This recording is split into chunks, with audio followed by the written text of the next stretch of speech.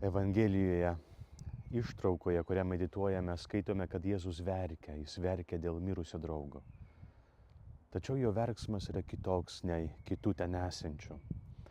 Graikiškas žodis vartojamas Jėzaus ašaroms apibūdinti reiškia skausmą taip ir liūdėsi, bet kartu ir viltį bei tikėjimą.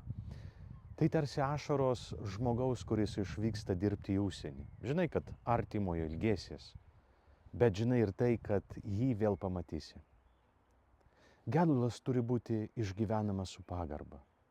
Normalu, kad krikščionys verkia. Tačiau visada su tikėjimu ir viltimi, kad dar susitiks. Šiomis dienomis mąstome apie mirtį ir gyvenimą. Kai Jėzus prieina prie kapo, jis sako Lozoriui, išeik, Lozoriui, išeik.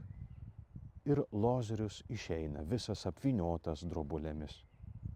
Tada Jėzus sako, atraišiokite jį ir leiskite jam eiti. Bet kaip jis galėjo išeiti, jei buvo surištas? Ir kodėl niekas su juo nekalba, jo nepasveikina? Nežinau, Lozorius nepadėkoja Jėzui.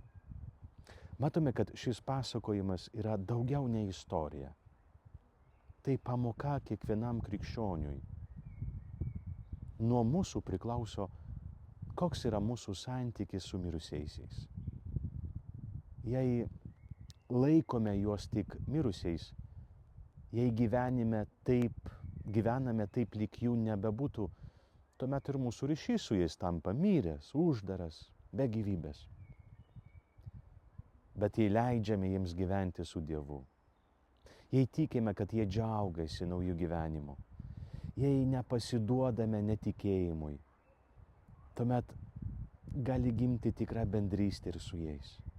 Pasakyti savo mirusiesiems, mama, tėtė, vaikė, aš leidžiu tau gyventi, būk laimingas, pasimatysim vieną dieną. Todėl kviečiu jūs per Eucharistiją prisiminkite savo mirusiuosius.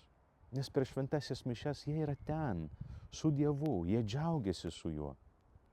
Ir mes ten turime ypatingą progą melstis ir džiaugtis kartu su jais. Tie, kurie gyvena su Kristumi, niekada neragaus mirties, bet tik gyvenimą. Palaimintos dienos.